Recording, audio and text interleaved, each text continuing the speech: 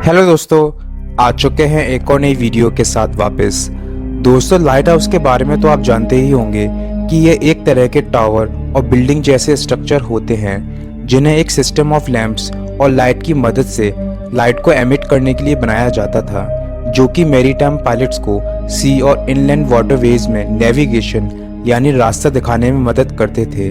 ज़्यादातर lighthouse dangerous coastline, hazardous shores, rocks और harbours पर सेफ एंट्रीज को मार्क करते थे, लेकिन 19वीं शताब्दी से पहले कोई सोच भी नहीं सकता था कि ये लाइट हाउस एक अनसॉल्व मिस्ट्री को जन्म दे देंगे।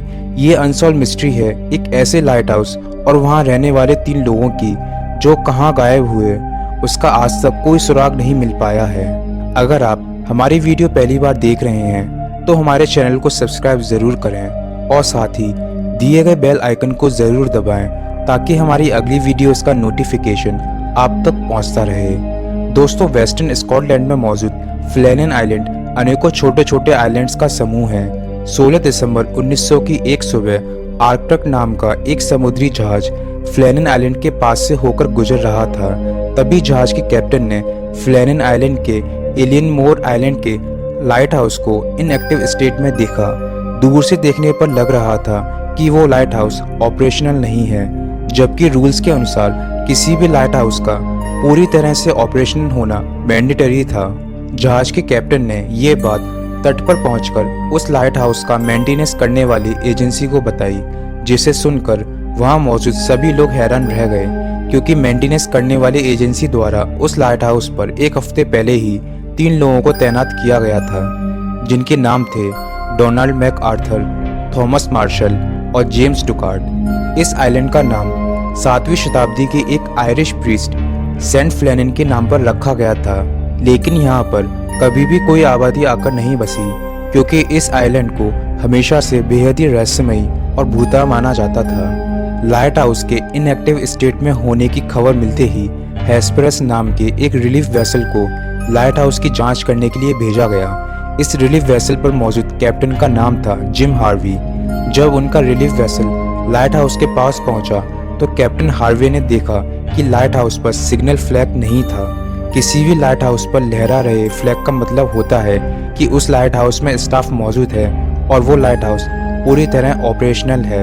फ्लैग को अपनी जगह ना देखकर कैप्टन हार्वी ने जहाज के हॉर्न को जोर जोर से बजाना शुरू कर दिया, लेकिन हॉर्न की गूंजती हुई आवाज के बावजूद लाइट हाउस पर कोई भी हलचल नहीं हुई। कैप्टन हार्वी अब ये समझ चुके थे कि वहाँ जरूर कुछ गड़बड़ हुई है। किनारे पर पहुंचकर कैप्टन हार्वी और उनके साथी जोसेफ मूर ने लाइट हाउस और उसके आसपास के एरिया को जांच करने का फैसला किया। पूरा आइलैंड एक सुनसान कब्रिगाह जैसा लग रहा था। लाइट हाउस के पास पहुंचकर उन्होंने देखा कि दोनों मेन एंट्रेंस अंदर की तरफ से बंद थे। काफी देर तक नॉक करने और आवाज लगाने के बाद दरवाजे को तोड़कर वो लोग अंदर पहुंचे। जोसेफ ने अंदर जाकर देखा कि वहां रखे गए लैंप्स को साफ करके रिफिल किया गया था, जो कि ऐसी असामान्य स्थिति में एक सामान्य बात थी। लेकिन रूम्स में पहुंचकर उन्होंने देखा कि बेड्स पूरी तरह से बिखरे पड़े थे। पास ही की टेबल पर रखी 3 चेयर्स में से एक गिरी हुई थी। साथ ही जोसेफ और कैप्टन ने देखा कि लाइट हाउस में जगह जगह घड़ियां लगी हुई थीं, लेकिन वो सब की सब रुकी पड़ी थीं, जो कि सच में एक अजीब बात थी। पूरे लाइट हाउस को अच्छी तरह तलाशने के बावजूद वहां काम करने वाले 3 लोगों का कोई भी सुराग नहीं मिला। लाइट हाउस के बाहर निकलते वक्त उन्होंने देखा कि बाहर जाने वाले दरवाजे के पास लगी खूंटियों में से एक पर ओवरकोट टंगा था और बाकी 2 पर ओवरकोट मौजूद नहीं था, जिसका मतलब था बाहर निकलते वक्त 2 लोगों ने ओवरकोट पहना था और शायद एक जल्दबाजी में ओवरकोट नहीं पहन पाया। दोस्तों, आमतौर पर लाइट हाउस का ये रूल होता है कि लाइट हाउस में हर समय कम से कम एक व्यक्ति का होना मैंडेटरी है, जिससे किसी भी और सिचुएशन में वक्त रहते निपटा जा सके। लेकिन यहाँ ऐसा क्या हुआ कि लाइट हाउस पर तैनात 3 लोगों को लाइट हाउस से निकलकर जाना पड़ा? ये एक ऐसा सवाल था जो कि वहाँ मौजूद हर व्यक्ति के दिमाग में चल रहा था और उन्हें परेशान कर रहा था। कैप्टन हार्वे, जोसेफ और उनके साथी अब ये समझ चुके थे कि उस जगह पर कुछ बेहद ही विचित्र घटित हुआ है। उन्होंने आसपास के दूसरे आइलैंड्स पर भी उनकी खोज की, लेकिन बिना किसी सुराग के उन्हें वापस लौटना पड़ा।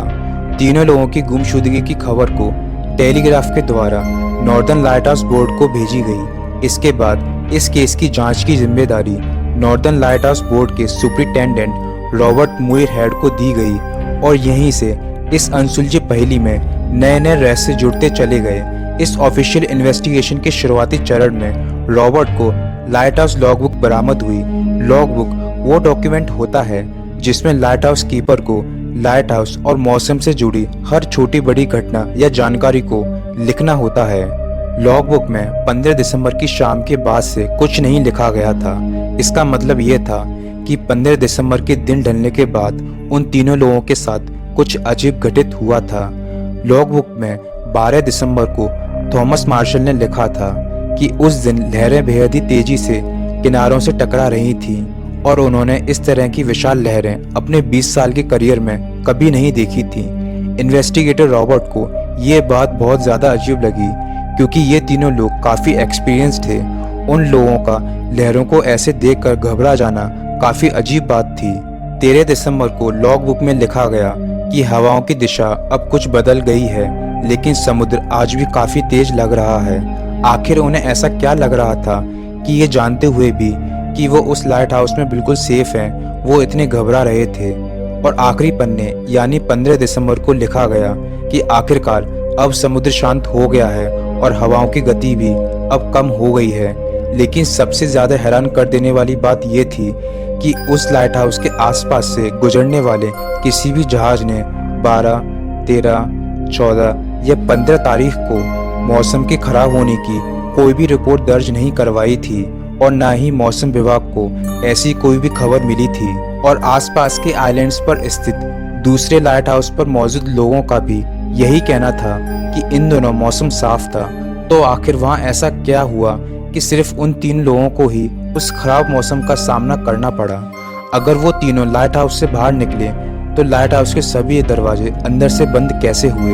और अगर वो अंदर ही थे तो उनका कोई भी सुराग क्यों नहीं मिला? वो गायब हो गए या मर गए? इस बात का खुलासा आज तक नहीं हो पाया है।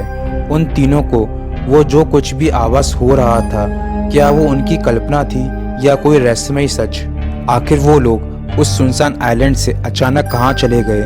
इस घटना के बाद ना तो कभी उन तीनों लोगों का कोई भी सुराग मिला और ना ही आज तक इस पहेली को कोई भी सुलझा पाया। और इसी कारण इस घटना को इतिहास की सबसे अजीब और रहस्यमय घटनाओं में से एक माना जाता है। इस मिस्टीरियस घटना के बारे में आपकी क्या राय है, हमें कमेंट्स बॉक्स में ज़रूर बताएं। तो दोस्तों, आज की इस वीडियो में बस इतना ही। अगर आपको वीडियो पसंद आई हो तो लाइक ज़रूर करें और अगर आप हमारे चैनल पर नए हैं तो सब्सक्राइब करना ना भूलें और हो सके तो ज़्यादा से ज़्यादा इस इन्फॉर्मेशन को शेयर करें। हम वापस आएंगे एक और नई वीडियो के साथ। तब तक के लिए टेक केयर एंड बाय।